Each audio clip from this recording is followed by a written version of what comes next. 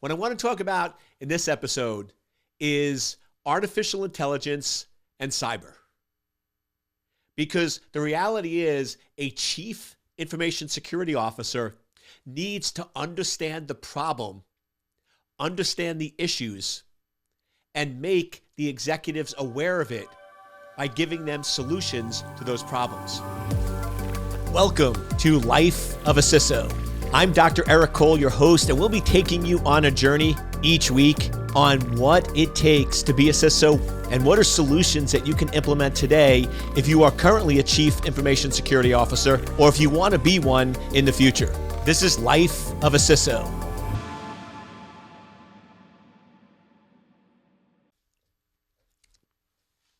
Welcome. You know what time it is. It's time. It is time for Life of a CISO with yours truly. Dr. E is in the house. What I want to talk about in this episode is artificial intelligence and cyber. Because the reality is a chief information security officer needs to understand the problem, understand the issues, and make the executives aware of it by giving them solutions to those problems. One of the things I always say is what makes an amazing CISO is being able to think ahead, being able to sort of pull back from the chessboard and look 3, 6, 9, 12 months ahead. Now, the issue with that is that's contrary to how CISOs have currently been positioned. And I would argue that's why a lot of CISOs struggle, are frustrated, or they don't necessarily integrate or get along with the other executives. It's because they're focusing on the wrong thing. Most CISOs today, many CISOs I work with, spend a majority or a good percent of their time firefighting. Many CISOs that come to me in either the group coaching or the one-on-one coaching are spending all their time firefighting. I remember an organization brought me in, can't mention the name for confidentiality reasons, but let's just say it was a very large, big organization that had a lot of entities, a lot of pieces, and they had over 35 people with the title Chief Information Security Officer. So you can imagine if it's a large company, lots of entities, lots of different components, lots of different divisions, that each one would have their own Chief Information Security Officer. And we're doing a group coaching call, and it became very, very evident of the problem. That they were spending most of their time, or all of their time, firefighting. The theme when I did hot seats, the theme when I worked with everyone was, Eric, I keep putting more on my plate. Most of them got promoted to a CISO, and I'll be honest with you, probably a third, if not a half, actually didn't want the promotion. They thought they did, right? And they thought they wanted to be CISO, but now that they're in this role, they're like, yeah, I don't like this. I liked being a security engineer. I liked solving the technical problems. I liked doing what I did. So a lot of folks, you got to be careful. Do you really want to be a CISO? And are you actually spending your time doing what a CISO is supposed to be doing, which is strategy? And strategy is thinking ahead.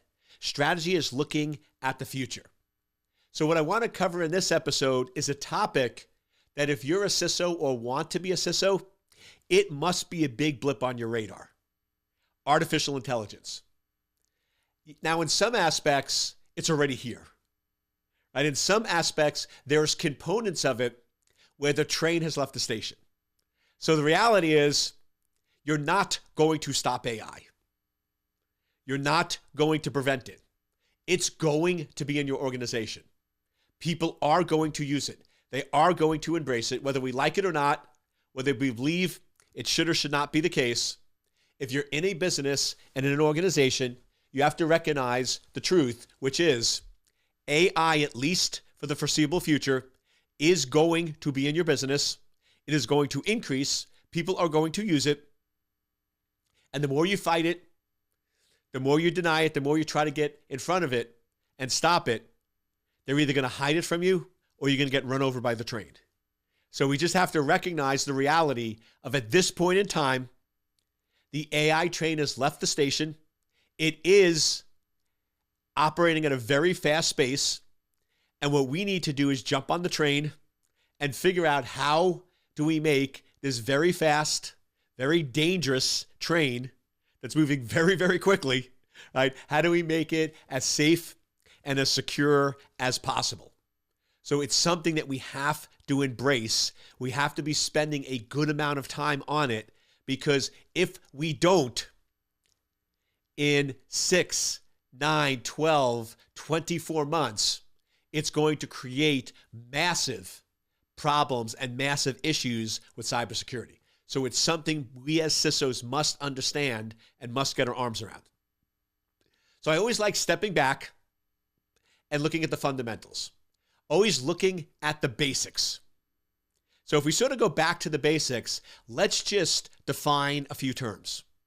Let's just define what is artificial intelligence and what is cybersecurity. Artificial intelligence. Artificial. It means we are trying to simulate human intelligence using computers. If we really want to break that down, what artificial intelligence is all about is this: gathering as much data as we can about how humans think and operate, and then using that to be able to predict how they're going to respond to future events. That's really AI at a high level.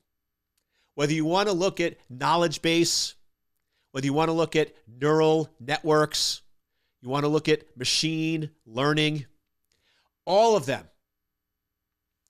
them require data and information from humans. That's how they're able to have artificial intelligence. You can't go in and create an AI system that doesn't have any data or any information from humans. How in the world can you imitate something if you don't know or understand how it works or how it operates? And I'm emphasizing this because it's a piece that many people forget about. It's a piece that we sort of just take for granted, or we get so caught up in AI and the value and benefit or the coolness factor of it, but we lose sight of what it really is.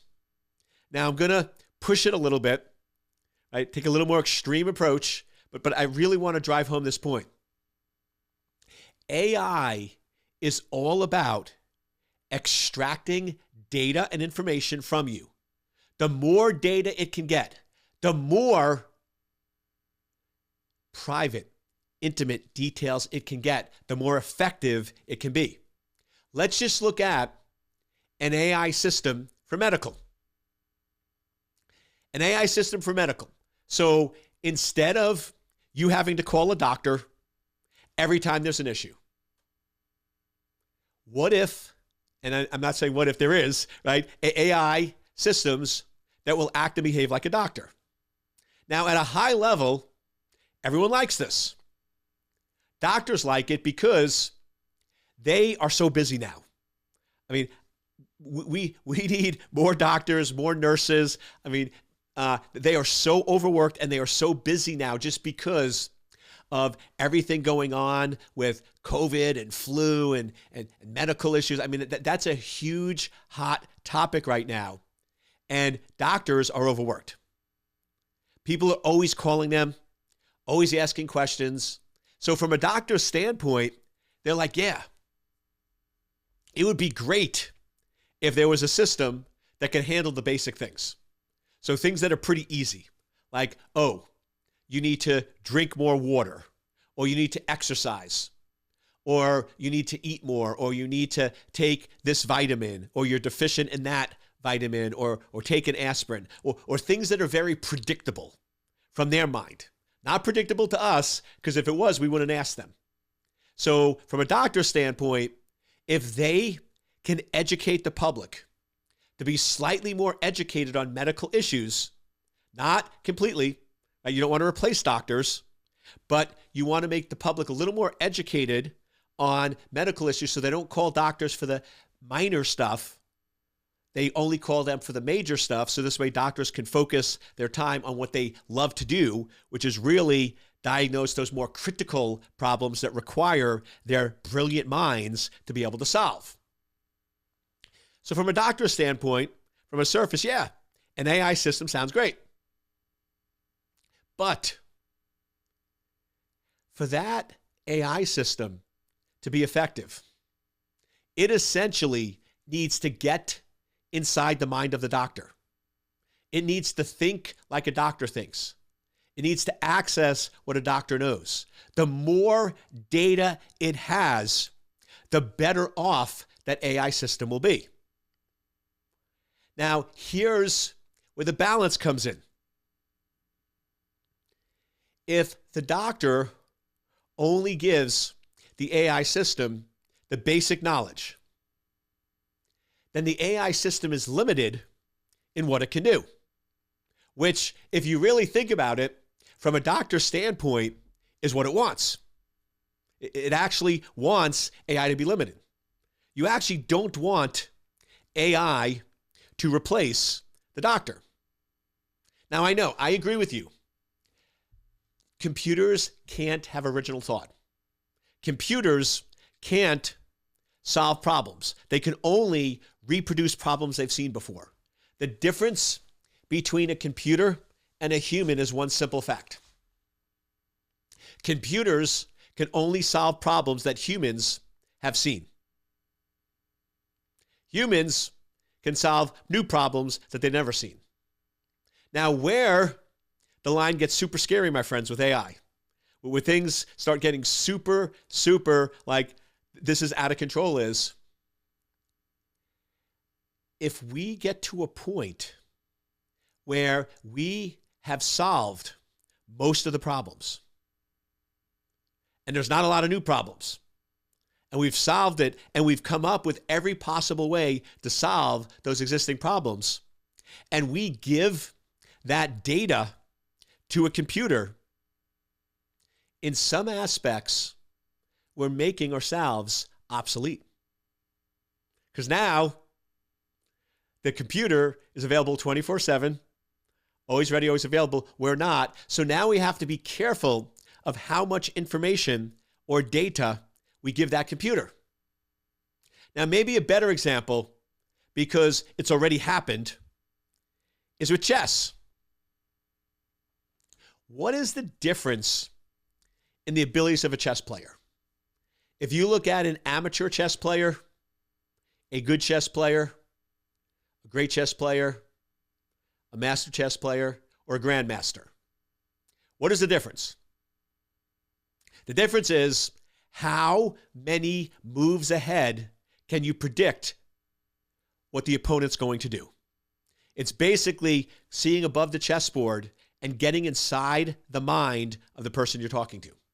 So if we can go in and we can think 2 or 3 moves ahead, we become a good chess player.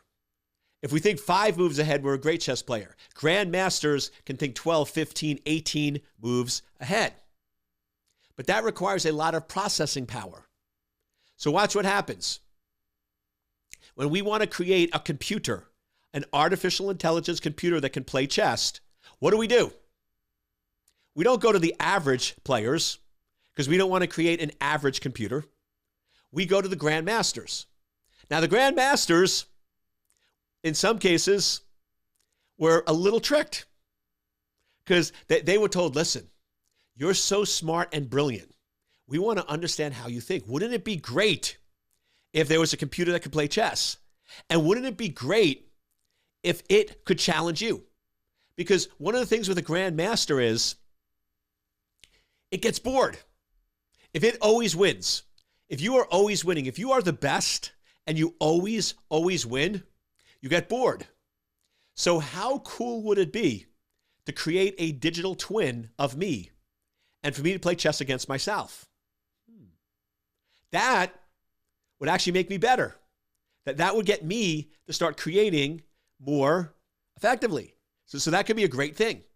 So I'm going to download all my knowledge and all my information into this computer. And we're going to create a digital twin of the Grandmaster. So the idea is now you have a computer that can think and act like that person. But here's the problem. If you're creating a digital twin that still has your identity. So let's say you create a digital twin that's called Grandmaster Eric. So now everybody knows this is a Grandmaster Eric's digital twin. Now, AI could potentially be interesting because it can let you last forever. Now, even after Grandmaster Eric leaves this planet, Grandmaster Eric can still play chess. Grandmaster Eric can still be the ultimate. How do we beat Grandmaster Eric? So Grandmaster Eric can live forever. But here's the issue. What happens, and I'm not saying anything's bad, right? I'm not criticizing anyone. I'm just sort of thinking out loud, reality. But what happens when instead of it be called Grandmaster Eric, it's called Deep Blue, or it's called some other system? So now it's basically taking all your knowledge, all of your data, and all your information, but your identity is lost. So now your thoughts and ideas live forever, but you don't. You become obsolete. Just something to think about. Now, how do we beat AI? The way you beat AI is simple. If you want to beat a chess AI, it's simple. Be unpredictable. Because AI is predictable. It's taking predictable human action and it knows how you're going to respond. So the more predictable action it has, the more it can do it. Now, here's the problem. When do we get to the point in an area like chess where every single option has been exhausted? Because here's the reality. There are only a certain number of moves on a chessboard. A chessboard is finite. It's not infinite. It's not medical and others where there's infinite new areas that are always changing. A chessboard is finite. There is only a certain number of moves and a certain number of options. It's mathematics, which means if we get to the point, because it's a finite problem, that every single possibility has been exhausted and trained, then you could argue we've created an unbeatable system because there's no predictability. There are no other options. And I would say with chess, we're probably close to that. So that's just where we have to be careful when we're dealing with AI. Is it a finite or infinite problem? And do we want to give all of our data or information? But back to my point. AI is about taking data and information. The more data, the more personal the data, the more in-depth the data we can get, the better. So it wants to extract as much information as possible from a human. Now we get to cybersecurity. Cybersecurity is really three areas. We tend to sort of want to label it. The problem is cyber has grown to the point where it's a much bigger discipline than we realize. And this is why organizations struggle with a CISO.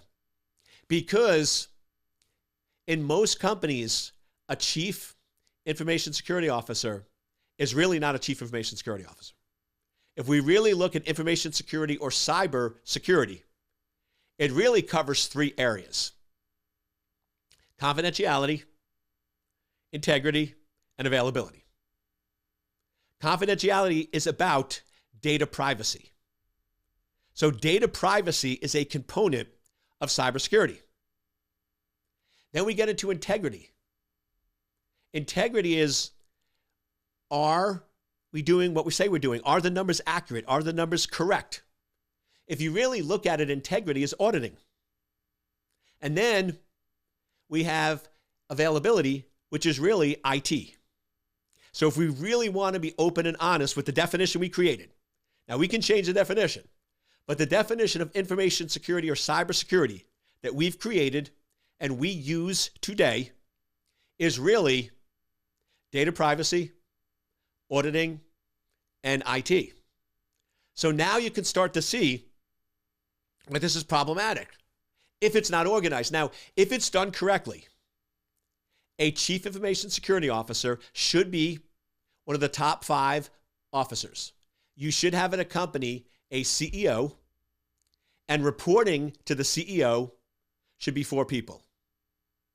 A COO, a CFO, a CISO, and chief legal counsel. Those are really the 4. And then reporting to the chief information security officer should be data privacy, auditing, and IT. Now, I know a lot of people go, oh, no, Eric, auditing has to be separate. No, there's checks and balances, right? No business is independent. So yes, you should also have your data privacy potentially report to the COO, a dotted line. And you potentially have your chief auditor with the dotted line to the CFO, and then the availability, right? So it's okay to have dotted lines. But if we're really looking at it correctly, those are the 3 areas. Now, what happens is if your CISO is reporting to your CIO and it's working, it's really because that CISO is acting as a chief security engineer. Because chief security engineers should report to the CIO. A chief information security shouldn't, because it's backwards. You can't have availability. You can't have a broader reporting to a narrow. So if somebody is responsible for privacy, auditing, and availability, and they're only reporting to the availability person, those other 2 functions get washed out. Those other 2 functions don't work. So I can always tell what the CISO is actually doing based on whether it's working. If a CISO reports to the CIO and it's working, they're not a real CISO. If it's conflict and it's stress and it's butting heads, then the CISO is acting like a CISO, but the CIO doesn't recognize that. And same thing. If your company has data privacy officer, a CIO, and an auditor, and they're not reporting to the CISO, and it's working, you really have a security engineer or somebody who's not really a CISO, because it shouldn't be working. If it's not working, that tells me you have somebody who's thinking and acting like a CISO, but now we have to educate the executives to reorganize cybersecurity correctly. But the focus of this episode is really on AI and cyber.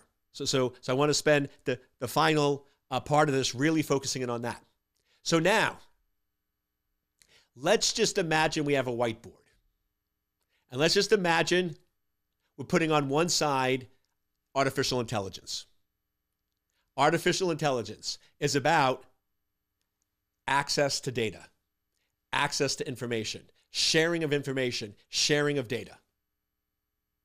And then you have cybersecurity, which is about data privacy, data protection, auditing availability. Can you start to see how on the surface, these actually don't get well very long? It's sort of like an oil and vinegar. One is about protection and control of data, and the other one is about open access to information and data. So at some level, they look like they're on a collision course, but the reality is this is where brilliant CISOs come in. We have to recognize that there are benefits to AI. So how do we do it in a safe manner? How do we limit and control so it can be done in a safe, protected manner?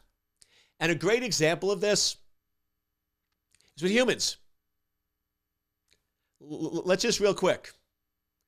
From a standpoint of having friends and having a happy life, people are not meant to be alone. Lone wolves are not very happy, right? We're not meant to live by ourselves, live alone. We're supposed to have human interaction.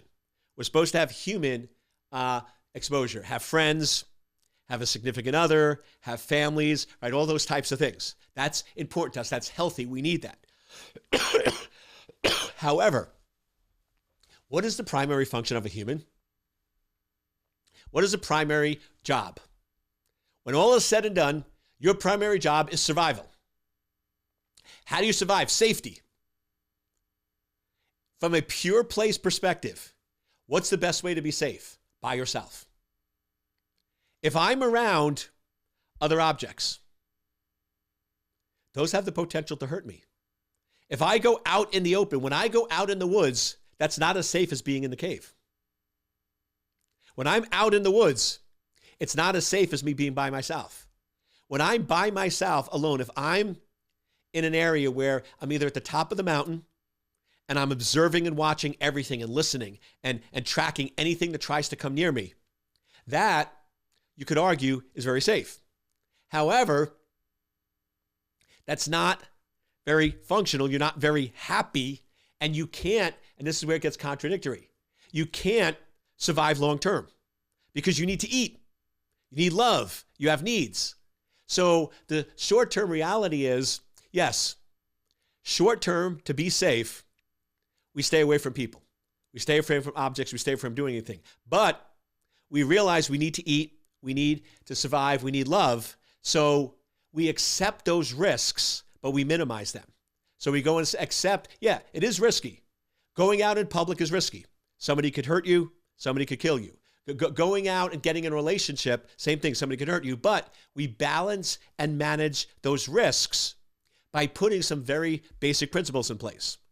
So we only go to safe places. We only go to public places. We only go to places that are nice. We only get into relationships with people that meet certain criteria. So what we realize is, in life, we figured this out. We've created a set of rules and non-negotiables that we follow so we can actually have safety, but also have our other needs met in an effective manner. But the problem is, we've done it for so long, we actually forget. Most of us don't realize that we have rules. Most of us don't realize we have principles. Most of us don't realize we have non-negotiables, but we absolutely do. We just forgot it. So one of the things I find is, when we move to cyber, when we move to the internet and technology and data and artificial intelligence, common sense goes out the door.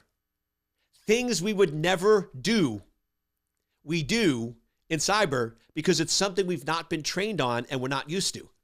So it's important to remember is, if we want, as a CISO, as a cybersecurity professional, we want to actually peacefully coexist with AI.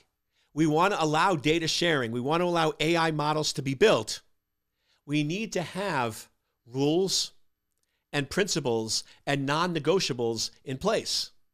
We need to start realizing that just like in the real world, we have rules and principles. We need the same thing. But the problem now is, we're so enamored with AI, or we're so afraid of it.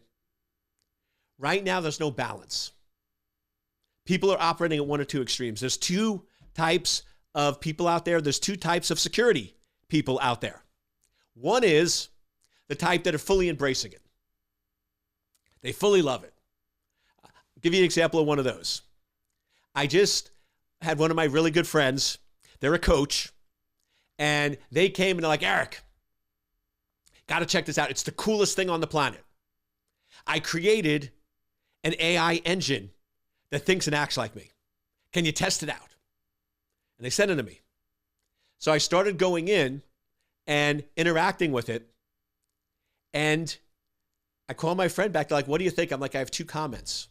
One, it's scary. It actually thinks and acts like you. Like, the advice it gives me, the problems it solved, I felt like I was talking to you. I felt like it was you and you were connected with me. But then I asked them a second question. Do you really want this? They go, what do you mean? I'm like, I'm a friend, so I'm going to still come to you. But if I was a paying client, I don't need you. And they made most of their money on private clients, where they charge like ridiculous, like $200K, $300K, $400K to work with them one-on-one. And I said, now everybody can be a one-on-one client, including the one-on-ones. It thinks and acts like you. So now, do you really want that? Is it going to replace you? And that goes back to the question is, do you believe there are new problems out there that you haven't solved? Because really good coaches, one of the things you'll get from a really good coach is, oh, Eric, I've seen it before. I've heard it before. There's nothing new. Everything I'm dealing with now is so predictable, I could do it in my sleep. Which means if you create a digital twin that does it, then you're not needed. Is that really what you want? So the things as CISOs that we really need to think about when it comes to AI and cyber is, what are the rules? What are the principles? What are the non-negotiables? Do we really want to give all our information, or do we only want partial? Do we really want digital twins? Do we really want to rely on other people as much as we do? And we need to start going in and thinking about, what are the rules? What are the principles? What are the non-negotiables when it comes to AI? Because here's the reality. World-class CISOs don't stop technology. World-class CISOs don't get in the way of technology. World-class CISOs understand it, run ahead, predict where it's going, and create policies, rules, and education that allows people to use it in a safe, secure manner that ultimately helps the business, increases revenue, and increases profitability.